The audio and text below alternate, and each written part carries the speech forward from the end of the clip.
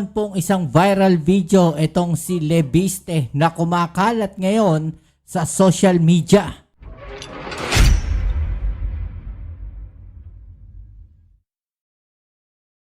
Alright, so welcome back din sa ating channel dito sa Bobs TV. Okay, so ito pag-usapan natin mga babayan, no? Dahil mayroon pong isang viral video, ito pong si Leviste mga babayan, ayon po doon sa comment section si Leviste daw po ata. No, ito pong nasa viral video mga babayan, no? At alam naman natin na mainit po ang pangalan nitong si Leviste mga babayan dahil sa kaliwat kanan, no, na kanyang birada, no, sa ating gobyerno at sa ating Pangulong Bongbong Marcos mga babayan. At siya nga po ay isa, no, sa mga sinasabing may hawak daw po ng files, no, ng mga corrupt officials dyan daw po sa DPWH mga babayan. Pero ito pong viral video na to mga babayan na aking ipapakita sa inyo, viral po ngayon. No, talagang pinagkakaguluhan po ito sa social media ngayon mga babayan. Ano nga ba yung video na yan? Ito po yan mga babayan. No? Ito po ay kuha sa di umano parang isang basketball court mga babayan. At sinasabing ito nga daw po ay si Leviste, no, yung nagba-basketball na yan, nagsushoot, no, nasa free throw line. Actually, wala pa nga sa free throw, mas malapit pa sa free throw line yan mga babayan, sabi po dito, sana di ka na lang nag-dare na mambola at magbola. Yan tuloy na paghahalata ka tuloy. Huwag kang magalit sa mga nagsasabing may pitik ang daliri at may follow through ang bewang sa pag-shoot. Hoy! Ano yan? May something ba? Dito kay Leviste mga babayan, no? Makikita natin dito sa mga comment section, meron pong 287, 41 shares at 30,000 views mga babayan. Itong video na to, at may reaction po na 276 mga babayan, no? 235 po yung mayroon pong laugh emoticon mga babayan. Okay? So dito, grabe, no? Panoorin nga muna natin itong video na to. Medyo matatawa kayo dito. Actually, napanood ko na to Okay, so ito, panoorin natin mga babayan. Ano nga ba yung pinagkakaguluhan ng mga kababayan natin tungkol dito sa video na to, no? Right? Let's go.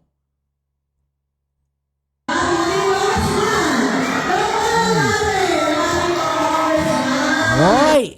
Ano yun? Ba't may pumipilantik? Bakit may pumipilantik?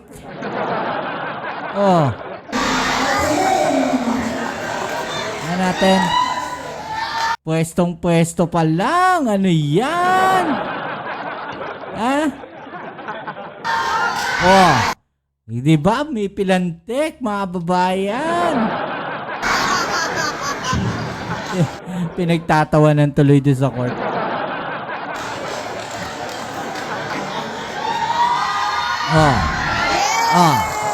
Ano sa palagay ninyo mga kababayan, no?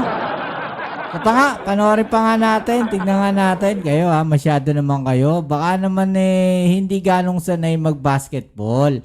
Kaya ganyan tumira. Siyempre pagka mga baguhan na mga nagsushoot ng bola, ganyan talaga kayo naman. Play nga uli natin.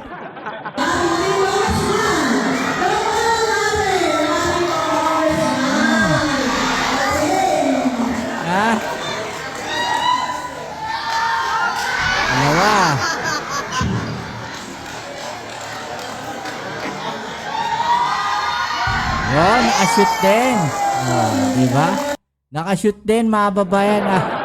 After 3 attempt, nakashoot din. No? Grabe naman. Harry Roque 2.0 pala to. Harry Roque daw mga babayan. Sabi nga dito sabi ko na Barbie. Sabi pa, mapilantik, mga kababayan, sabi dito. Nandidiri kasi sa voley At least hindi halata. Ha? Oh, alam na this. Sabi mga kababayan, no? Alam na this. Oh. Okay mag free throw, nakataas ang mga sakong for balancing, malamang. Ang lambot mo, Antonio. Ha? Kaya pala, ang lupit ng pitik. Ito ulit, sabi ko na Barbie si Leandri ba yan? Mukha daw Barbie, mga kababayan. Ang kulit ng comment ng mga kababayan natin no? Paminta, ang macho. Ha? Ay nako, Barbie. Oh, Congressman Serena pala, sabi. Leandra pala.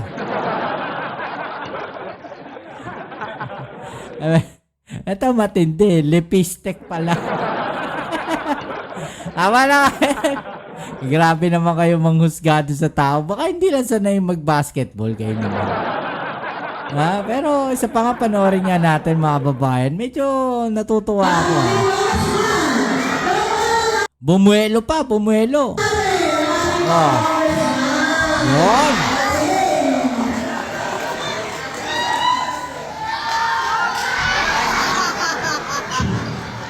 Pinagtawanan po no? Oh, yun, asyutin. Alam naman natin itong si Congressman Leviste, no? Mukhang si Leviste nga, mga babayan, no? Talagang palaban to 'di ba? At ito nga, no, dito sa isang balita na ating ipapakita sa inyo, no, tinuturo po na mayroon pong text message, ito pong si PBBM at Bersamin, no, na sinasabi nga, no, na ito pong text message na to, no, yung palitan ng text message ay galing po, no, dito kay Congressman Leviste. At ito po, mga babayan, no, sinasabi na triple hearsay lang daw po yan, no, ayon kay Representative Ridon. Okay, so ito panoorin natin. So far, ang nakita ho natin, double hearsay, triple hearsay po yung pong mga aligasyon So, I think wala akong ibang pwedeng makapagbigay linaw nito, hindi mga kongresista, kundi si Yusek Bersamin po mismo. Hindi tatayo sa korte ang mga aligasyong pinalutang ni ACT Teachers Party List Representative Antonio Tino. Actually, yan sinasabi ko, no, nakaraang vlog, sabi ko, kung itong si Bersamin na magsasalita, no, dyan magkakaalaman yan. Kasi, kung text message lang na ganyan, mga babayan, madali nga di ba? Sabi ko, madaling gumawa. No, madaling magpeke na mga ganyan. Lalo na parang may napanood ako na screenshot something. No, ito pong text messages na to. 'Di ba? So, it's either pagka nagsalita si Bersamin, pwedeng sabihin nila no na pagka tinanggihan no ni Adrian Bersamin, mga babayan, pwedeng sabihin no na nagsisinungaling si Bersamin. 'Di ba? 'Yun ang problema ron Idinawit nila yung tao kung wala naman talaga nangyaring ganon, mga babayan, no? Ito lang tayo, no? Nag-iisip lang tayo ng example, mga babayan, okay? So, what if, no? Kunyari, hindi naman talaga si Bersamin, no? May kagagawa nun, hindi siya yung wala naman talagang text message, no? At inilabas yan. Diba? At sinabi ni Bersamin na walang ganyan. Babalikan nila si Bersamin. Pwede nila sabihin na sinungaling ka. No, umamin ka na. Pinagtatakpan mo si PBBM. Okay? Pwedeng ganun No? Kaya sabi natin, unless si Bersamin mismo, no, yung magsasalita at ilalabas niya mismo, no, yung text messages na galing po mismo sa cellphone niya at doon niya ipapakita, well, mas magandang ebidensya po yun. Diba? Total, nagawa naman nilang press release magpa-press con 'Di ba? E di iharap na nila si Bersamin. Bakit hindi pa nila iniharap si Bersamin? Since may akusasyon pala silang ganyan. 'Di ba mas maganda kung mismong si Bersamin yung inilabas nila? No? At ipinakita yung text message na yan. 'Di ba? Yun ang problema diyan. Na may record umano ng palitan ng text messages sina Pangulong Ferdinand Marcos Jr. at dating Presidential Legislative Liaison Office Undersecretary Adrian Bersamin kaugnay ng kickbacks sa budget insertions. Ito ay hanggat walang affidavit o sinumpaang salaysay mula kay Bersamin ayon kay House Public Accounts Chairperson at Bicol Zero Party List Representative Terry Ridon. Sinasabing ipinakita ni Batangas 1st District Representative Leandro Legarda Leviste ang umani communication record sa mga kapwa kongresistang sina Representative Tino at Caloocan 2nd District Representative Edgar Erice. Absent yung pong confirmation from the person who made the messages himself, it won't hold in court. It won't hold in an impeachment trial. Ibig sabihin, nakatiwangwang lang po yan sa Court of Public Opinion. Aminado si Congressman Tino maituturing na hearsay ang ipinakita sa kanila ni Congressman Leviste na screen recording ng umani palitan ng text messages ni na PBBM at Adrian Bersamin. Bukod dito, meron pa umanong hawak na video affidavit ni Bersamin si Representative Leviste. Sa huling Facebook post ng kongresista, tumanggi na itong magbigay ng ibang pahayag at sa halip ay itinuro sina Congressman Tino at Erice kaugnay ng issue. Sa kabila nito, naniniwala pa rin si Representative Tino na dapat imbestigahan pa rin ng Ombudsman ang mga aligasyong ito. Everything I'm telling you is of course hearsay. Di ba? Literally, dahil pinakita lang sa akin, wala naman ako doon. No? So, now,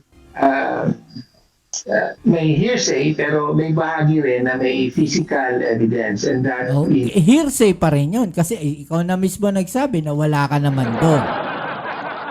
No? So yung physical evidence na yon, mga kababayan, ay pwedeng sabihin na hearsay lang din. No? Kahit ipakita sa yung physical evidence, ang problema kasi, hindi nyo muna kinonfirm kung totoo ba o hindi. No? Inilabas nyo kaagad.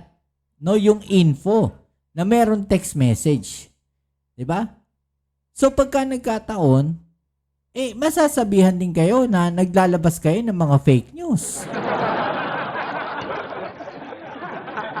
Yan lang yung pangit, mga babayan, no? Yung parang tipong, okay, nakita nila, no, na pwede magamit sa impeachment ni PBBM. 'Di ba? Bakit hindi nila kinonfirm? Yun yung tanong Bakit hindi nyo inalam? Legit ba yan? Totoo ba yan? No, yung text message na yan, magagamit ba yan natin?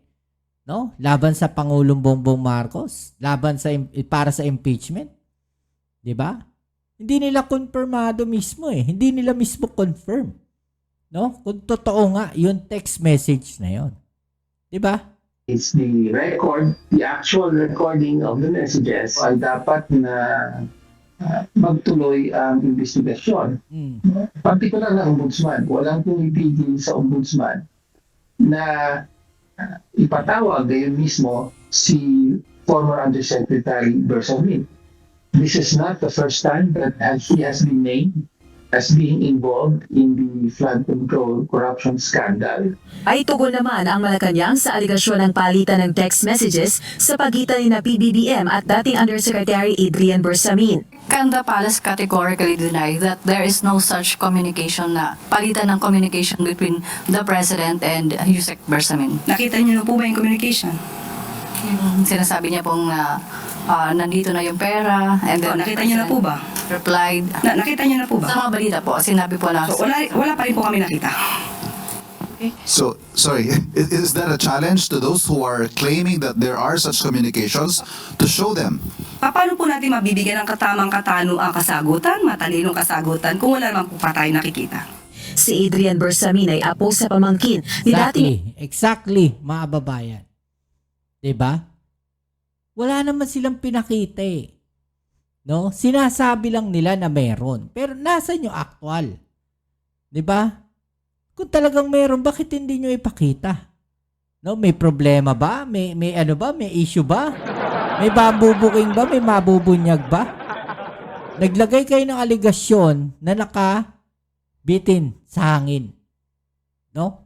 Naglabas kayo ng aligasyon na parang wala lang. Sinabi nyo lang. Parang ganun lumalabas eh. Pero nasan yung ano? Sinasabi niyo may physical evidence. Nasan yung physical evidence? Hindi nyo nga ipinakita.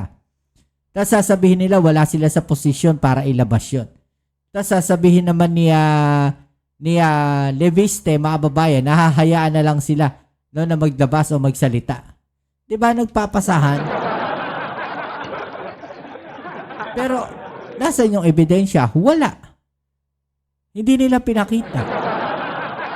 Ni Executive Secretary Lucas Bersamin, naging miyembro ito ng Governing Board ng Manila International Airport Authority noong August 2023. Naging Assistant Secretary din ito sa tanggapan ng Executive Secretary at noong July 2025 nang italaga siya bilang Undersecretary at tagapanguna ng Presidential Legislative Liaison Office. November 2025 naman ang bumaba ito sa pwesto matapos iugnay sa flood control corruption scandal ni resigned ako Bicol Party List Representative Saldico sa umani 100 billion pesos na halaga ng insertions na ipinag-utos umano ni PBBM sa 2025 national budget. Rosa Licoz. Alam nyo, ako masasabi ko lang dito mga babayan, no? Parang yung mga malalapit na tao dito kay Pangulong Bongbong Marcos, let's say sa mga cabinet members niya, no, yun yung mga idinadawit nila. No, para maubos mga babayan, no, yung mga tao na alam nilang mukhang malaki na itutulong sa ating Pangulo, no, na magawa yung trabaho na maayos.